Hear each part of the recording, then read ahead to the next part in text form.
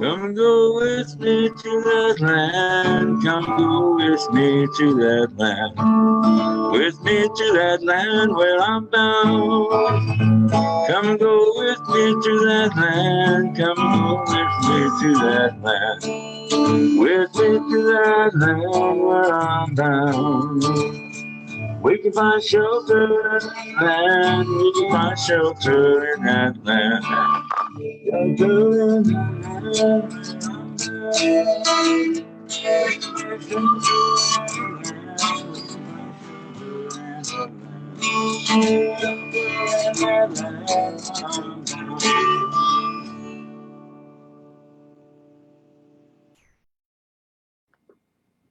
Good morning, friends. Welcome. Please join me in a breath.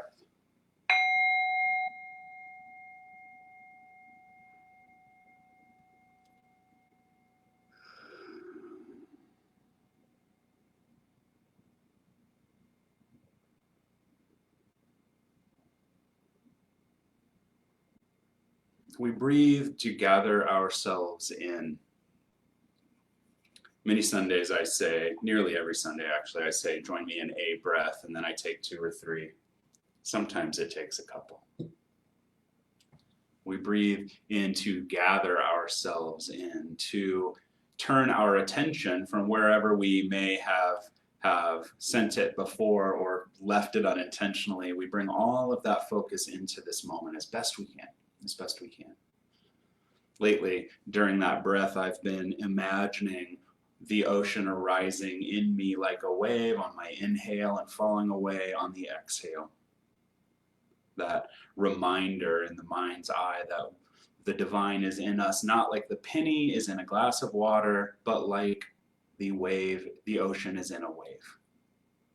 And so that breath, calling us back to that connection. Each Sunday I kindle some sort of flame, a visual reminder of what we know is true, that there is within us something eternal, that ocean itself rising and receding. There is something, and we call it the light. We call it the light. And sometimes it feels dimmed. And so we gather like this, or in other ways, so that that light can be kindled again. And so a visual reminder of that. A visual reminder of that which dwells within us. Alan Watts said that the only way to make sense out of change is to plunge into it, move with it, and join the dance. The only way to make sense out of change is to plunge into it, move with it, and join the dance.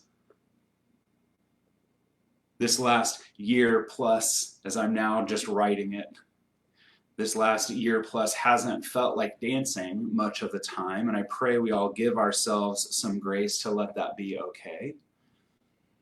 When grief and mourning, sadness and anger and all that we've been moving through as a collective are turned up to such a high level, even thinking of this line from Watts as instructive or as invitation feels a bit dishonoring of what is and what has been. At least that's my experience. The change we've been living through hasn't been a new job, an altering of a day's schedule, or a single canceled thing. We're living through a cultural and societal level shift. And if we don't find a way to join that as a dance, even with tears still in our eyes, then what potential might we be refusing? This morning, we will consider how we will meet people again. How will we meet them as who they are now and who we are now? You have been changed by this experience. You have been changed by this experience.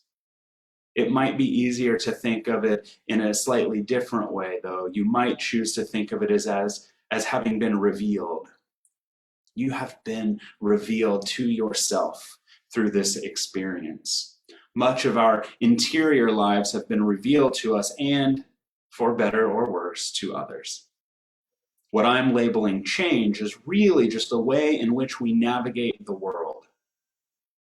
It's really just the way we navigate the world differently because of those revelations, again, for better or worse. The real question is, how do we meet each other as we are now revealed? To pretend that nothing is different would be a devastating mistake. To pretend that nothing in us has received new light would be to deny our very living. Let us wander into what it might mean to be who we are now together. As we move in that direction, please share in the chat on Zoom or in the comments on Facebook something you gave or received this week. Something you gave or received this week, a card or a small gift. If you have neither to report, share then what it is you will do to change that in the coming week. Will you send a note or a card or something just because? And will tell you that I received recently 2 very affirming thank you notes just because from one person. I'll not tell you who because that feels a bit precious to just put out there. I will share that it was surprisingly energizing to have these 2 notes of affirmation arrive unexpectedly. And so I hope you have received something recently, a comment, a compliment, a text, a note. Last week I got a piece of pottery. You know how I feel about that.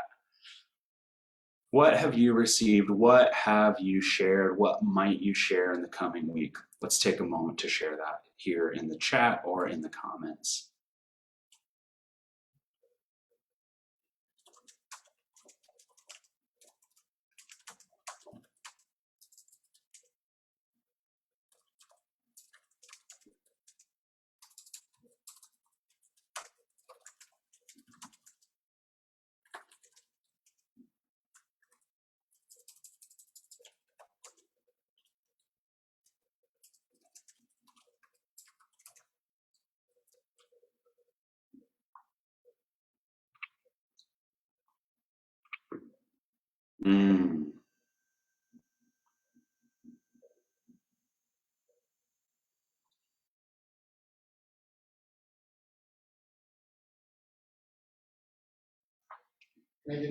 While you continue to use the chat and the comments in that way,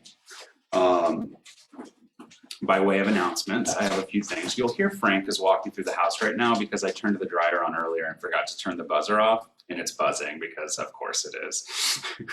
And so I was thinking this morning in the shower, because that's where I think about these things, that the more time passes where Zoom is behaving expectantly, the more attached I become to Zoom going smoothly. And so of course, and I was like, oh, you should turn the dryer off. So here we are. Just this is you getting to see me practice disattachment. So while he does that, I'm going to share a few bits of announcements. One is the board met last Sunday. Nope, it's untrue. We met 2 Sundays ago for the board meeting.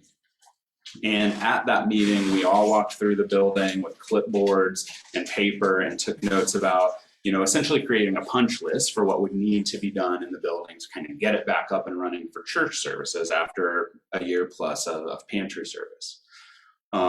So Reverend Ed has all of our lists. He's very excited about that, I imagine. And he is going to start kind of collating that and collecting what needs to be done and guesstimating time, and then we'll start working on a schedule, and then that schedule will be published in 2 places that you likely already anticipate I'm about to remind you of. One is the weekly email that if you're not signed up for, you can do so at thechurchwithin.org. If you have signed up and you are not, and you think you're not getting it, if you're in Gmail, look in promotions. It comes from an email server, so Gmail thinks that I'm selling you something. I am not. If you slide it from promotions into your main inbox one time, then Gmail will be like, oh yes, now I see. If you are in another email, look in your spam, or if it filters likewise, but Gmail is the biggest offender. So you can do that. The other place is on facebook.com/thechurchwithin in events. My belief still is you don't actually have to be a Facebook user to see those events. But sometimes Facebook changes the rules without me knowing. What you will see there is these just kind of times coming up when we are going to gather to love the building. We're just going to love the building. Loving the building might be picking up a paintbrush, doing some deep cleaning, doing an accounting of the inventory we have of supplies. It might also just be hanging out, sitting in a chair, chatting with some folks. These are some times for us to ease back into being in the building. The HVAC system is very good at air return, thanks to Greg Vanoy having done some upgrades on that. I'm going to keep talking about how we mask moving forward, right? The Delta variant is a thing, and so we can mask inside if that's what makes us feel safest. If we're unvaccinated, we should absolutely be masking. And so we can do this in a way that feels good and safe for us. And if you aren't quite there, wait till September. September 5th will be our first gathering in person, the first Sunday morning that we're back for in-person service, rather. Note about the pantry. They had what they thought was their final meeting with the place that they were moving next to solidify all the final details, and it was not, in fact, going to be that, and that relationship has not solidified. And so what they're doing is moving into a storage space for their in-between time as they continue to figure out where their next location will be. So folks on the board, folks associated with the church have sent ideas. They're doing all kinds of meetings and conversations. Let us know together the right next place, already ready, waiting to make that connection for them to say yes and slide into service from a new spot. I've said all the things or in the announcements except this one thing, which is that we will continue streaming services once we're in person. So we're going to move into a hybrid service, as it's being called these days by the people calling such things. It may still be Facebook. It may move to another platform. As we figure that out, we will let you know. This is new for everybody involved. But just know that if you are far away, you can still see the service. If you are not ready to be in a building with people, you can still see the service, you can still participate. We want to make everything as accessible as possible. Always, always. Let's take a breath together.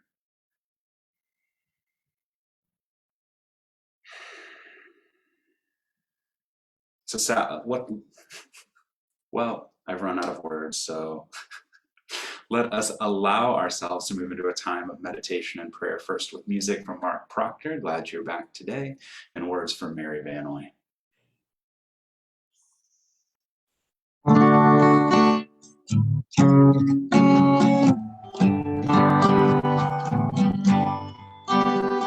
The light has gone, I have forgiven the world. The light has gone, darkness has been undone. I'm healed and I can heal. My holiness has been revealed. Light unfolds the world in grace, and I behold Christ's shining face.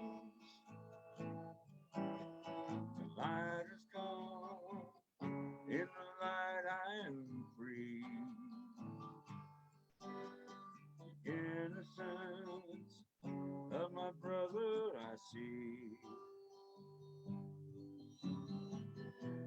is done, I am awake. I'll drink the most sadness taste. Peace abides within my mind. Give me a miracle to shine. The light is gone, never given more. The light is gone, darkness has been unlearned. Light is gone.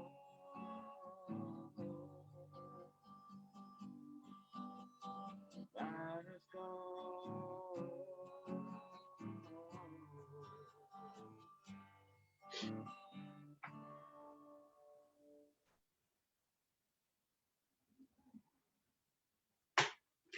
Good morning.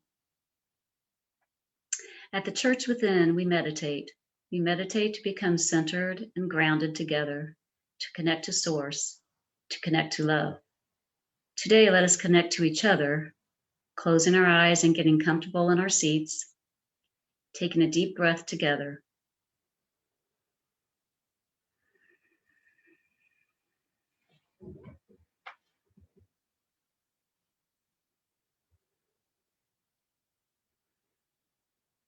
Let us connect to one another, to our friends and family, to those within our community, to those without, holding space for all of those in between.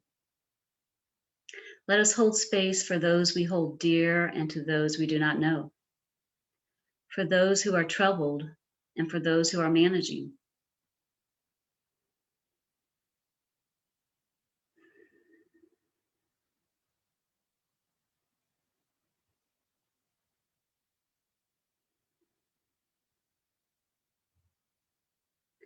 And let us imagine how everyone within this community and without have lived through the last 18 months through the pandemic.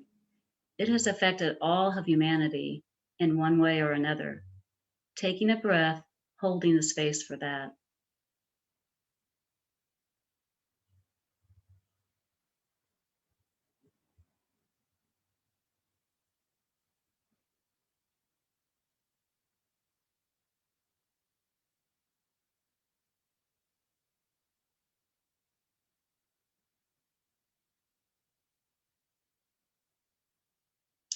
And now taking this prayer into our hearts, the loving kindness metta prayer. May all beings be happy, healthy, and whole. May they have love, warmth, and affection. May they be protected from harm and free from fear. May they be alive, engaged, and joyful. May all beings enjoy inner peace and ease. May that peace expand into their world and throughout the entire universe.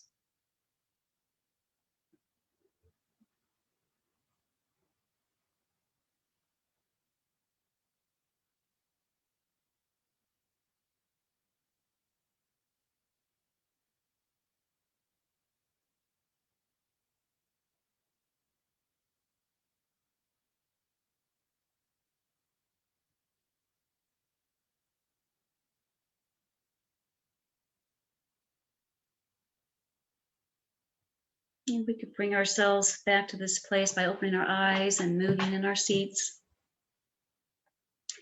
And if we're in need of prayer immediately, or if we want to celebrate some of our joys, we can contact the Church Within at thechurchwithin.org. And there'll be prayer warriors ready to help and pray with us. Thank you.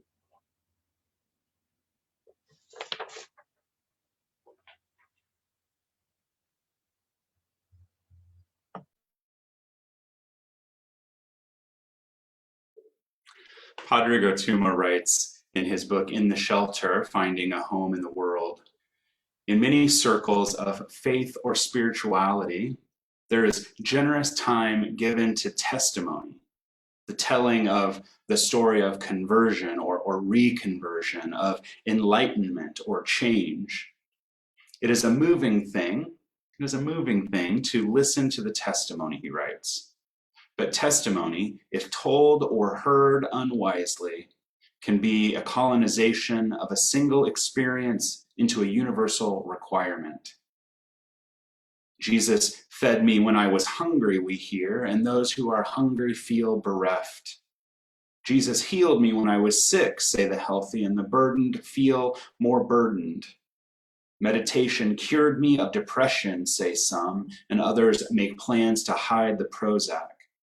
Upon whom is the burden of words, he asks. I don't know, he responds. I don't think there is an answer. I cannot dampen gladness because it will burden the unglad, but I cannot proclaim gladness as a promise that will already shackle the already bound. Faith shelters some and it shadows others. It loosens some and it binds others. Is this a judgment of the message or the messenger? The one praying or the prayer being prayed? I do not know. Hello to what we do not know. He goes on, what I do know is that it can help to find the words to tell the truth of where you are now. It can help to find the words to tell the truth of where you are now.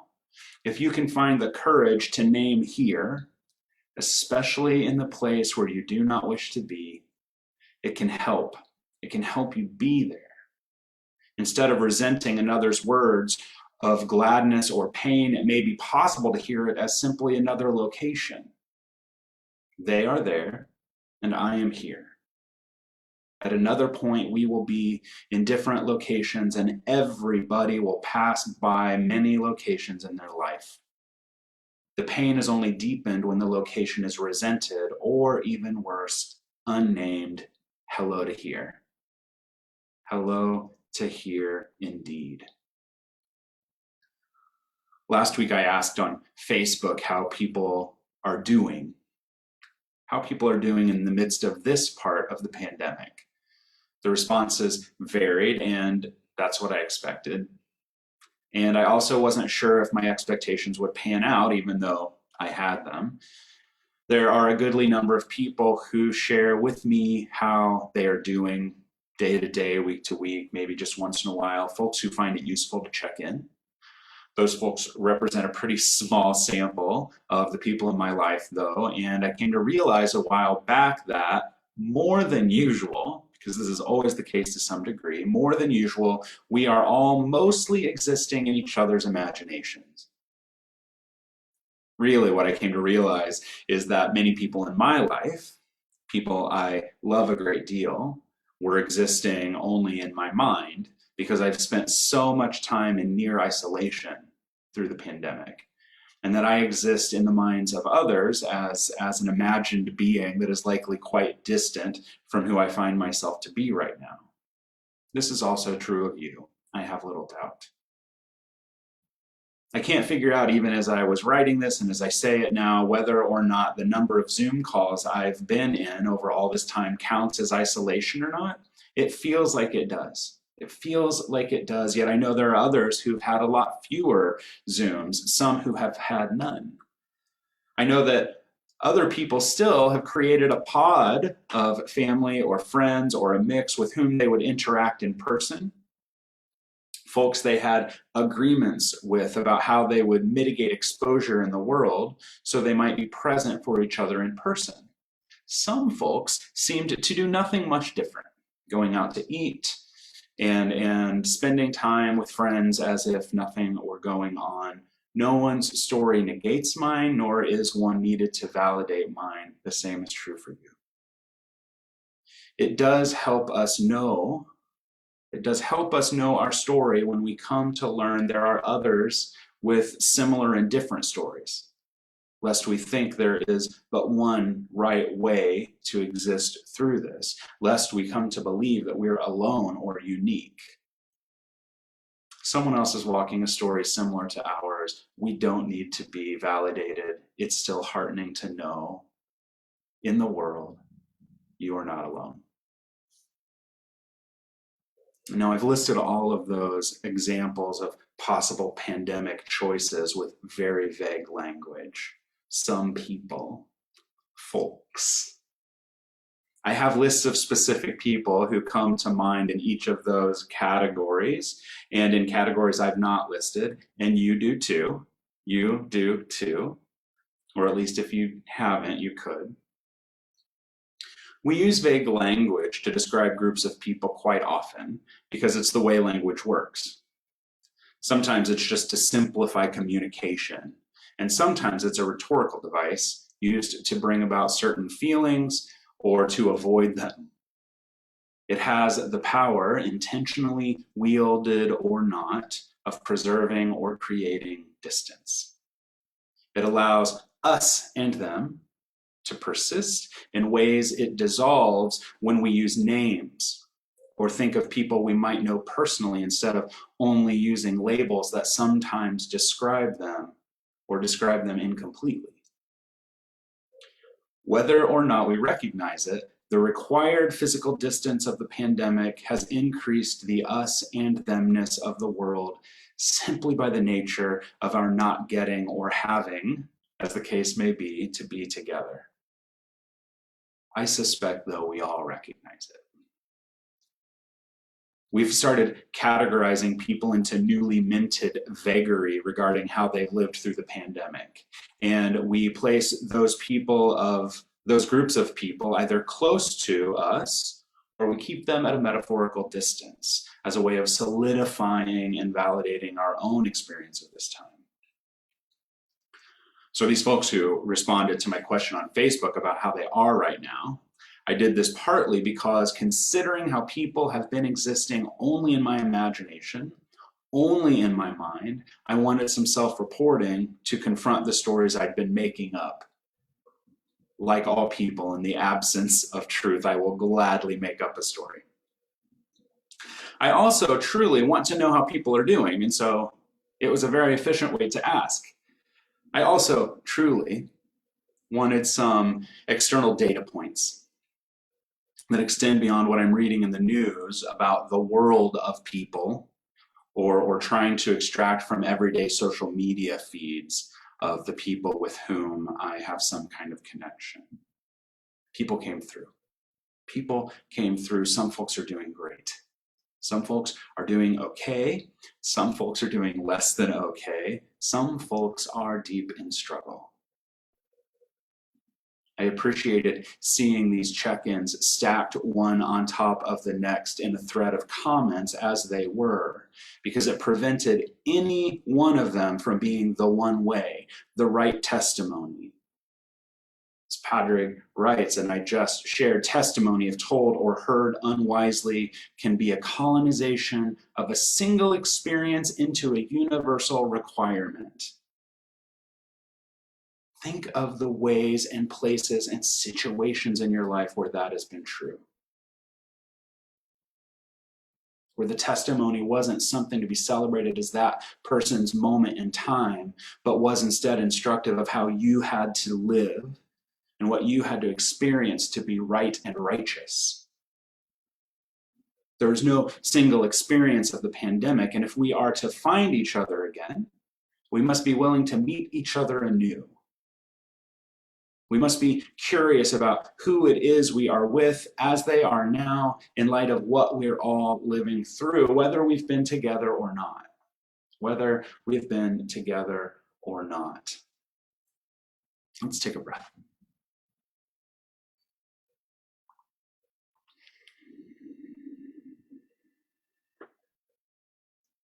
I've shared in the past an invitation I received from my dear friend Tatiana Rebel to speak at Vocab, a storytelling event she co-founded and co-hosted. She asked me to share at that year's Pride Month event, and I asked her what kind of stories she was hoping for. Some of you might remember this because I spoke about the invitation a Sunday after the storytelling event. And Tatiana said, I expect there will be a whole lot of coming out stories. So I'm hoping for some coming to stories as well. She said, I want to know what people have come to in their lives as part of our community. And I responded with, I love that because that means there are also going to be some coming through stories. Out, through, and two. Testimonies. Testimonies. Where have we been? Where are we headed? And where are we now? Connecting those times. Context. Context. As we are, more of us than have been in recent history, now gathering again. And as those gatherings grow, even as we have this newly emerging concern around the Delta variant that has so many vectors of travel in unvaccinated people and now in breakthrough cases, we would be betraying all that we have done together apart.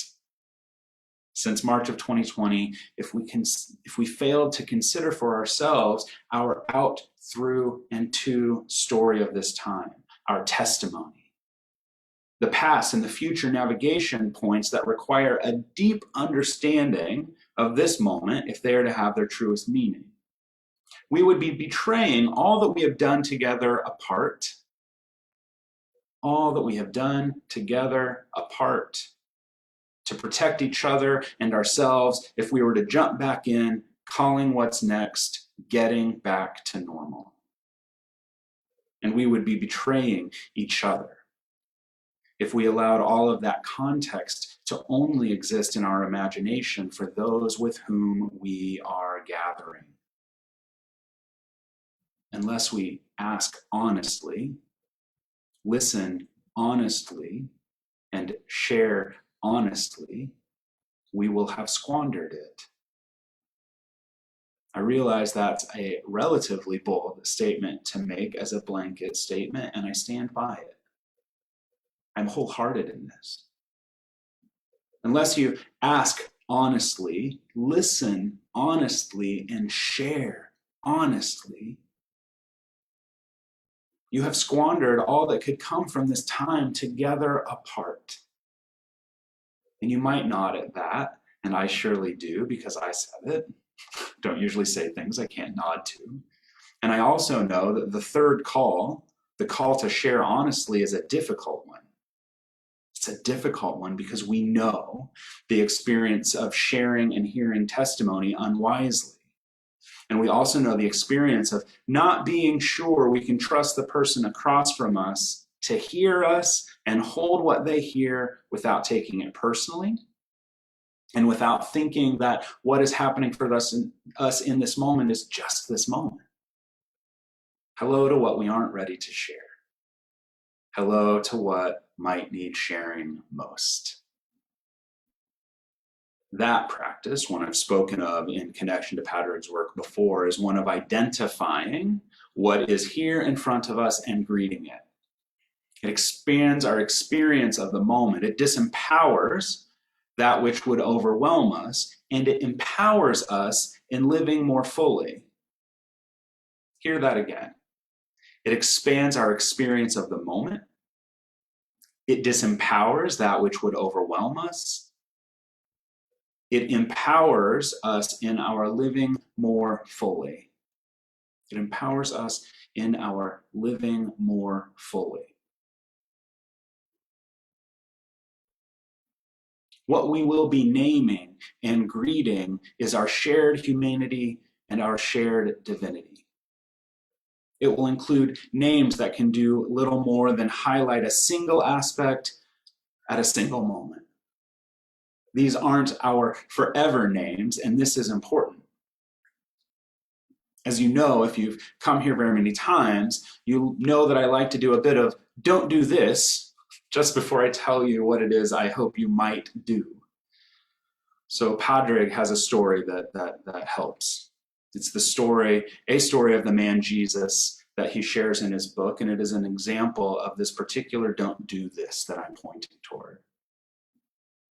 Padraig writes, Jesus of Nazareth, fresh from muzzling a stormy sea, lands on the shore where this man is living.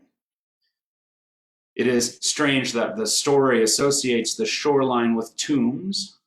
When I die, I would like to be buried where the land meets the sea, but this shoreline was not a pleasant one, it seems, certainly for this anonymous man. Jesus lands and has begun interacting with this as yet anonymous man, and the man protests. In a small twist of irony, the man begs Jesus, by God, not to hunt his demons from him. Jesus asks him what his name is. The man answers, my name is Legion, for we are many. Padre goes on, this can be read in so many ways. The word legion is a militaristic word, and the Roman legion that had decamped to this particular geographic area bore the boar as their standard on their banners. This answer of the anonymous man can also be understood simply and powerfully as an indication of the dignity of language. What is your name? He was asked. And he answered, I am what has afflicted me. What is your name? He was asked. And he answers, I am what has afflicted me. How many of us know the truth of this? When we are toward the end of ourselves, Padre writes, we begin to believe that we are only what we struggle with. When we are toward the end of ourselves, we begin to believe that we are only what we struggle with. The man here tells us a truth that is awful. We baptize ourselves with names that are far from the only truth about ourselves. He tells us a truth that is awful. We baptize ourselves with names that are far from the only truth about ourselves. My name is Legion, for we are many. Padre writes, he reminds me of Gollum, who, in Peter Jackson's depiction of Tolkien's work, says, they cursed us and drove us away, and we wept, precious, we wept to be so alone.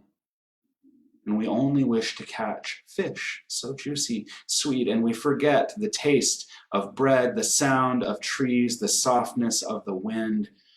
We even forget our own name. Let's take a breath.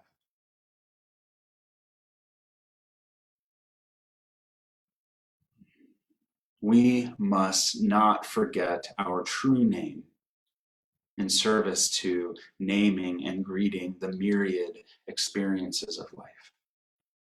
In fact, we must remember. We must remember our true name in service to thriving in this life. We must not become the experience, but only become more truly who we are in the midst of, in intentional response to the experience. We must allow ourselves to be revealed and to allow ourselves to be revealed to others and to ourselves. One of the greatest fears we hold when it comes to honest sharing is that someone will make of us forever what we are experiencing only for a moment, and so we don't share. We bottle and we hold, attempting to control who we are to them in the hardest of times, lest they be unable to see who we are in the best of times. Hello to distrust. Hello to courage. What I pray you might try in these coming weeks and months is to engage in curious, generous, and even audacious listening so that you might find who the people you've always known happen to be right now. I pray you will engage in curious, generous, and even audacious sharing that allows you to be seen as you are just now.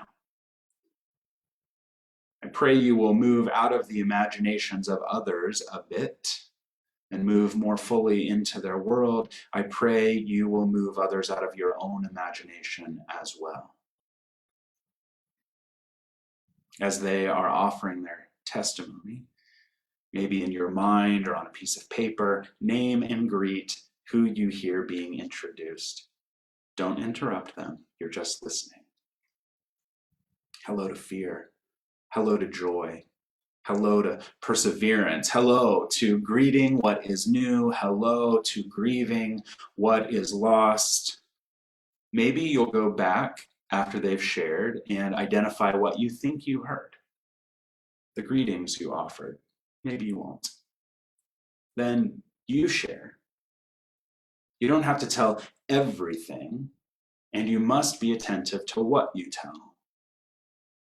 Maybe they'll then share what they named and greeted, and you can consider that with them as well. Maybe not.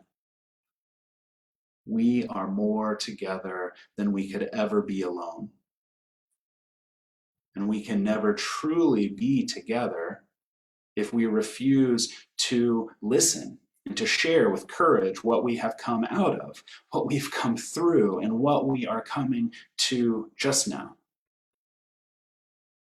And we can never be truly together if we decide to identify with but one part of our fleeting story or freeze someone else in one moment of what is an entire life.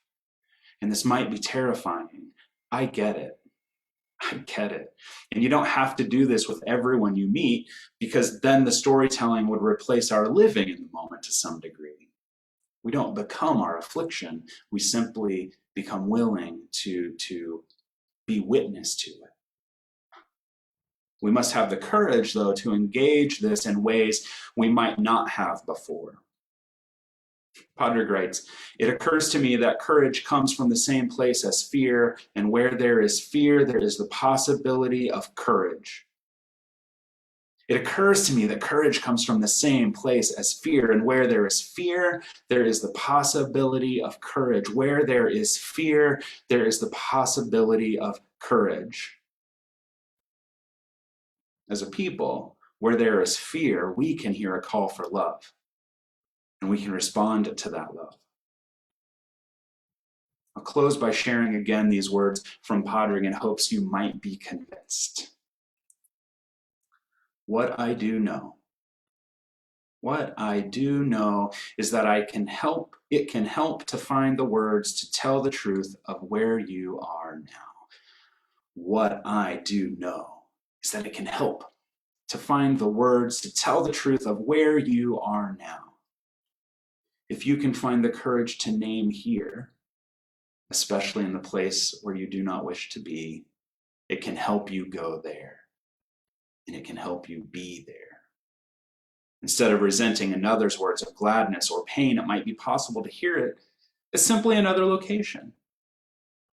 They are there, and I am here. At another point, we will be in different locations, and everybody will pass by many locations in their life. The pain is only deepened when the location is resented, or even worse, unnamed. Hello to here.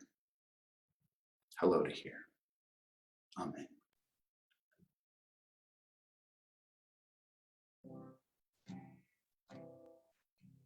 Hello again. Hello. Just call to say hello.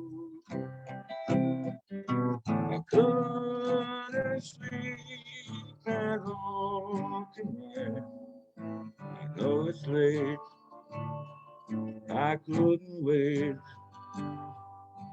Hello, my friend. Hello. Just call to let you know. I think about you every I'm here alone. You're there at home. Hello. Maybe it's been crazy. Maybe I'm to blame. I put my heart above my head. We've been through it all. You love me just the same. When you're not there, I just need to hear. Hello, my friend. Hello. It's good to hear love you so. It's good to love you like I do. To feel this way, I hear you say, oh.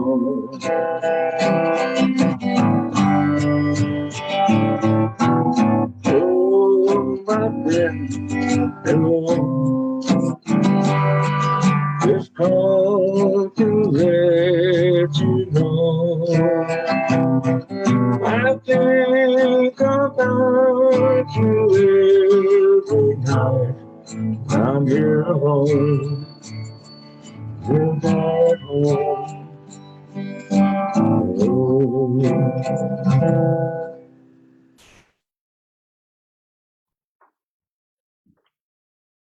Hello again. Hello again. In just a moment, Zoom Master Margie will share for us the offering prayer and then the lyrics to the closing song and then the closing prayer, all of which I hope you do right out loud with the speaking and singing voices and hands signing into the spaces around you. As we move in that direction, let's take another breath and let us pray.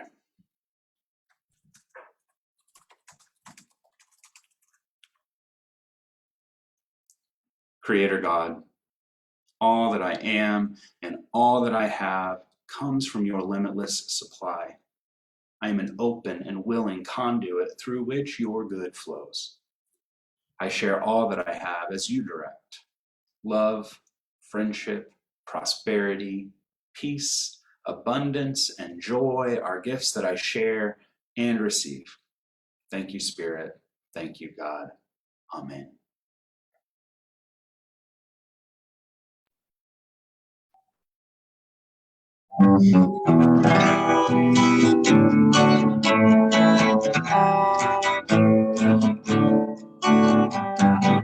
All people are holy, many past one done. All people are holy, only love is real. No matter who you are, no matter where you've been, let's gather together and let the Spirit in. All people are holy, many past, one done. All bodies are holy, only love is real. Only love is real.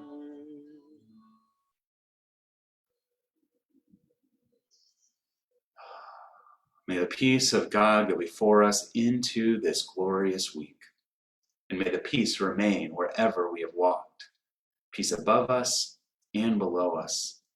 Peace to the right and to the left. Peace within and without.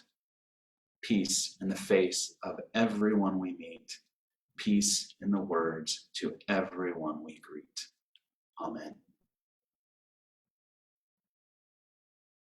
If you are in Zoom, in just a few minutes, I will start the breakout rooms for you, which I found out recently Gunny calls the breakthrough rooms because that's what happens there. I have learned. I'm very excited about that.